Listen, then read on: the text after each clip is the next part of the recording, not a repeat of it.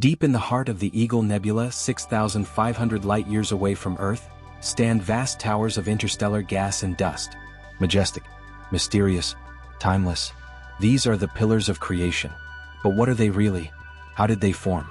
And why do they continue to captivate astronomers and dreamers alike? The pillars of creation are towering columns of cold gas and dust, located in a region called M16, or the Eagle Nebula.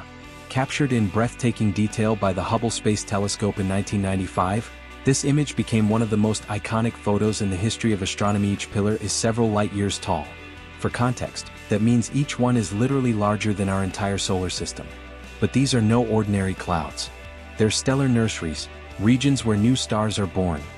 The story of the pillars begins with a vast molecular cloud, a giant cloud of hydrogen, helium, and dust. Within these clouds, small regions can become unstable and begin to collapse under their own gravity.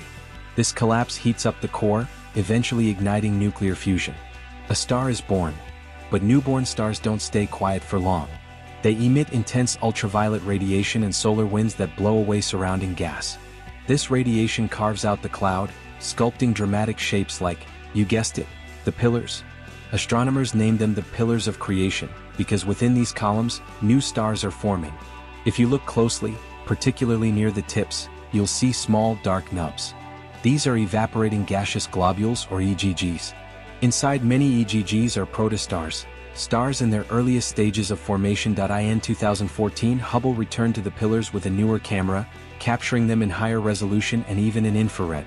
Then in 2022, NASA's James Webb Space Telescope delivered a mind-blowing new view, piercing through the dust to reveal even more newborn stars. Infrared light allows us to see through the dense clouds, exposing what was once hidden.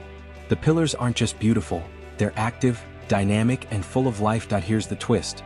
Some astronomers believe the pillars might have been destroyed thousands of years ago.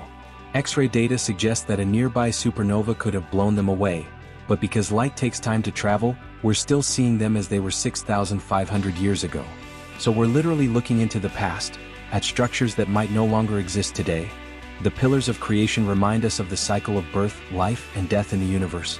They show us how stars, including our own sun billions of years ago, formed from clouds of dust and gas. And one day, our sun will return its elements to the cosmos, perhaps to become part of a new star, or even a new pillar. We are made of star stuff. And the pillars of creation? They're where that story begins. Thanks for watching. If you enjoyed this dive into cosmic creation, don't forget to like, subscribe, and hit that bell so you never miss a journey into the universe.